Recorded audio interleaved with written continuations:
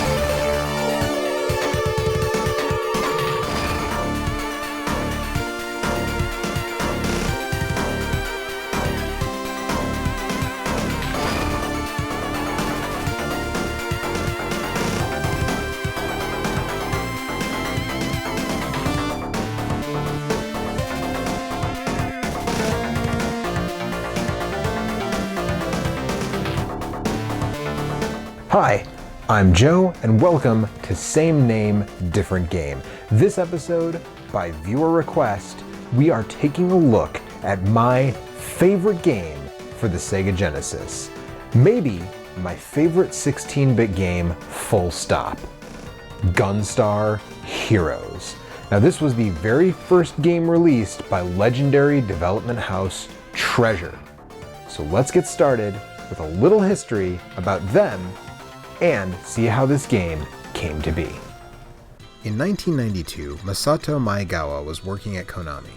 He worked on games ranging from Castlevania Adventure to Laser Invasion, but he was getting frustrated with the stifling atmosphere the big company created. After directing his final project at Konami, Bucky O'Hare for the NES, he left. In a 1993 interview with Die Hard Game Fan, he stated the reason. Konami is a huge company, so you can't create games freely. I just couldn't stand making more sequels. So off he went, taking several other Konami workers with him, including people who worked on titles such as Contra 3, Axel A, and The Simpsons arcade game. Good thing he didn't do that today, or he'd be blacklisted and his new company would be denied insurance coverage. In fact, he pitched Gunstar Heroes to Konami, but they told him it wouldn't sell, so he decided to make it himself, starting Treasure 25 years ago this month on June 19, 1992. He took the game directly to Sega, primarily because he felt the Genesis was the only system of the time that could handle their game. And while Sega initially balked at the potential cost, after Treasure agreed to work on McDonald's Treasureland Adventure, they gave Maegawa and his team the money to make Gunstar Heroes. A team of only 6 people created Gunstar Heroes in the course of 7 months, and Sega published it in Japan on September 10, 1993. But the US release was another matter. Sega of America used to line up games from Japan and have different producers look at them to decide what would come stateside. When Gunstar Heroes was presented, 13 people looked at it, and the last one, SOA producer Max Senauer, was the only one to see the potential. In an interview with Sega 16, he said, 12 people looked at it and passed before it got to me. If I didn't pick it up, it was going to be rejected. I played it for 5 minutes, maybe less. Threw the controller on the floor and said, "This is going to be Game of the Year." Everyone in earshot laughed. And he was right. The game went on to win Die Hard Game Fan's Game of the Year for 1993. It also won EGM's Best Action Game of 1993, and even the publications that didn't give it awards gave it universal praise. The game performed at a critical and commercial level that was unexpected by Treasure and Sega. And for me personally, it was love at first sight when I saw this one. I remember seeing it for the first time at a Blockbuster video. I looked at the cover, I checked out the back of the box, and loving Contra as much as I did and do, I knew I had to play it. I brought it home, and playing it with a friend for the first time, I was not disappointed. This game was all I wanted in a video game, and honestly, in the last 24 years, that really hasn't changed. Gunstar Heroes puts you in the shoes of Gunstar Red and Gunstar Blue in their quest to reclaim 4 powerful jewels stolen by the Empire. These jewels power a deadly robot known as Golden Silver that nearly killed all life on Earth years earlier, but it was stopped by the Gunstars, who were so badly hurt in the process that they had to be put in a stasis-like sleep in order to recover. So basically it's a run-and-gun version of Breath of the Wild. When the game begins, you first choose your shot type. Free shot allows you to run and shoot at the same time. Fixed shot forces you to stand still, but you can aim in any direction while shooting. I personally tend to favor free shot, but when playing with 2 players, I find it best to have one of each, because some weapons are better with one shot type than the other. And speaking of weapons, next you choose your starting weapon. This is where the innovation in this game really comes in. There are 4 base weapon types: Force, Chaser, Fire, and Lightning. They can be used on their own, or combined with any other weapon type, including a duplicate of themselves, to create new weapons, which makes for a total of 14 different guns. Now you can argue that the Lightning Chaser combo is a little overpowered, so maybe it's not worth using anything else, but there are a lot of cool weapons here that are useful in different situations, so I say experiment. But shooting isn't your only method of attack. Something that sets this game apart from a lot of other run-and-guns is your ability to use physical attacks. You can throw both enemies and bombs that they throw at you, which does a lot of damage, and you can do a jumping attack by pressing jump a second time while in the air. This can do multiple hits in a single move, and that damage can stack fast. Now after choosing your starting weapon, you choose your stage. The first 4 stages can be played in any order as you chase down the jewels held by the Empire's goons: Pinky, Orange, Black, and the Gunstar's older brother Green. Each stage is a unique challenge, and while you don't get Mega Man-style weapon rewards for finishing each, you do get more health for each stage you beat, so save the ones you think are hardest for last, so you'll have the most health to take them on. Pinky stage is the easiest, so it's typically the one you're going to want to start with. It's a village and forest, and as you start playing, you'll almost immediately notice a ton of bosses. This is one of Treasure's hallmarks, and it has been since the beginning. Each stage has a lot of boss encounters, and almost all of them are unlike what you saw in typical run-and-gun games of the day. I mean, for example, just look at Bravo Man here. Not only is he weird, he's a really impressive piece of work for this era.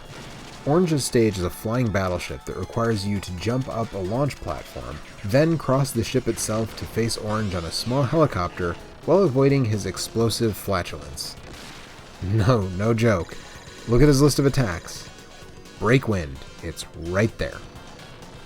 Green's stage is a minecart ride that lets you flip from the top and bottom of the screen at will, kind of like Metal Storm. And Green's 7-Force robot is an incredibly impressive boss encounter that really mixes things up.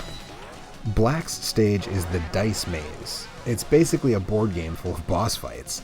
This is where a lot of the weirdest stuff happens, from this pint-sized powerhouse to a boss called Curry and Rice, who fights you in front of a shelf full of explosives. This means you lose your gun and you have to fight him with your bare hands. Treasure was clearly okay with experimenting, and some of the oddest experiments come in this stage. After you recapture all 4 gems, you track down the higher-ups of the Empire in front of the city skyline, and unfortunately you're forced to give up the gems to save your sister Yellow. This leads directly into a space shooter style stage, where if you're playing with 2 players, one player flies and the other shoots. Finally, you get into the Empire's flying battleship, where you destroy the core, then go through a final boss rush. After the boss rush, you take on Golden Silver itself. It's the final boss, it's resurrected, and it's tough, but once you take it down, you're done. I cannot gush enough about this game. It is pure frenetic action on every level, and it rarely slows down. The weapons are cool, the bosses are awesome, and the stages are well designed. It has an incredible soundtrack, the right amount of humor, and controls that never fail you. In short, Gunstar Heroes for the Sega Genesis is a perfect game. But this is same name, different game, right? So there's got to be something else. Well, as it turns out, Sega decided they wanted this game on their portable powerhouse. So, released in Japan only on March 24th, 1995, it was Gunstar Heroes on the Game Gear. Now, while the Game Gear was a lot more powerful than Nintendo's Game Boy, it wasn't exactly a portable Genesis. In fact, it was basically a portable Master System, so some cuts had to be made. Even with those cuts, it's impressive to see this game run on the hardware at all. But that's courtesy of the masters at M2.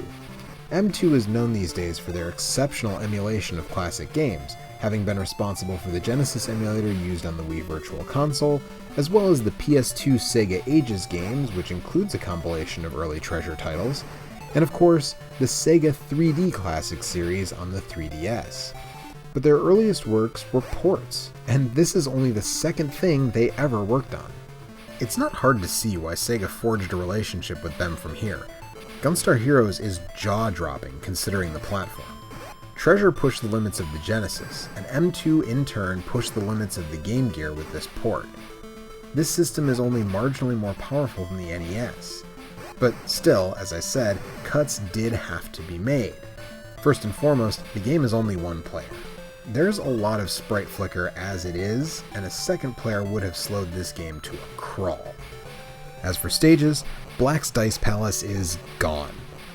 There are only 3 initial stages, and Black's appearance in the final boss rush is omitted as well due to his absence earlier in the game. Green's stage is changed significantly. No longer do you ride in a minecart, but now use one of the bad guy's helicopter packs to float around, and use the jump button to raise yourself up, not unlike Balloon Fight for the NES. The limited hardware also means the fight against Seven Force is different. In the Genesis game, several forms fight you in vertically scrolling sections. On the Game Gear, they are all horizontal. The shooter stage is also omitted here. You now use an enemy mech to gun down a bunch of soldiers and see the ship fight Seven Force in the background. There are also a lot of smaller changes. Some bosses are omitted, the first half of Orange's stage sees layout alterations, stuff like that.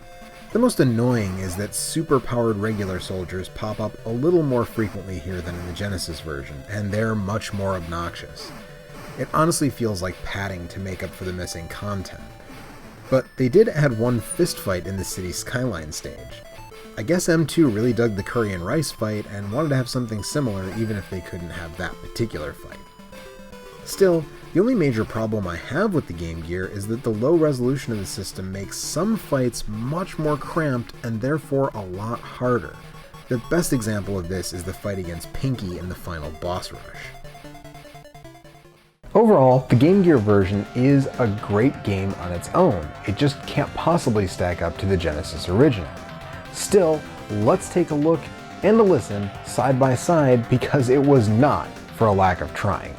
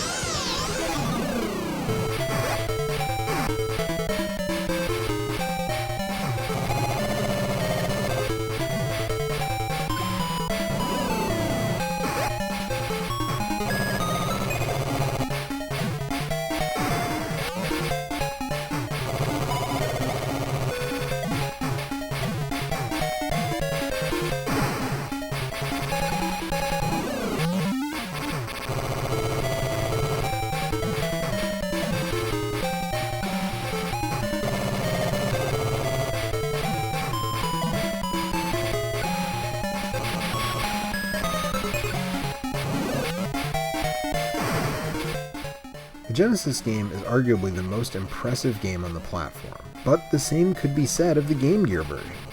Even if that is the case, the Genesis is so much more powerful it wins the audio-visual battle handily. At the risk of sounding like a broken record, the Game Gear version is still an impressive feat. And that makes it time to give the edge. And, I don't want to surprise anybody, but it's the Genesis version. Like I said, the Game Gear just can't stack up, but if you are already a huge fan of this game and haven't played the Game Gear version, I would actually recommend you check it out, just for some of that different content that's in there. If you're looking to play these games now, both of those are bundled together as part of the Sega Ages 2500 Treasure Box Collection. That is a PS2 Japan-only game that contains several of Treasure's early Genesis and Game Gear outings. It's between about $60 and $100 these days, which is pretty pricey, but it is a really great package. So if you have the ability to play PS2 imports and the cash to spend, I would recommend it. If you're looking for cartridges, the Genesis version is around $60 for a bear cart these days, which is pretty pricey. Obviously, complete copies are going to be north of that.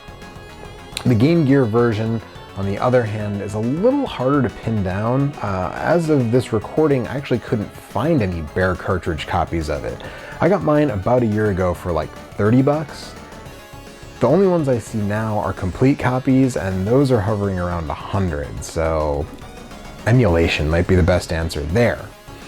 Now, if you just want to play the Genesis version, well, technically emulation is your best bet there too, but I really would recommend that you pay for it because it's not very expensive and it's available everywhere. It's on Steam, it's on PlayStation Network, it's on Xbox Live Arcade, it's on the 3DS, the original Wii Virtual Console. It's everywhere, but if you are going that route, the one that I would recommend the most is the 3DS version. The emulation was handled by M2, it's part of the Sega 3D Classics line. It looks great, and it adds a couple of extra modes like a lot of those 3D Classics do, including one where you can switch between an entire weapon loadout at any time. But the bottom line is, however you play Gunstar Heroes, it is my wholehearted, full-throated recommendation that you play Gunstar Heroes. It's a bona fide classic that still stands up to this day. And that's it. Thank you so much for watching, as always, and I'll be back next month with more Sega-related goodness. See you then.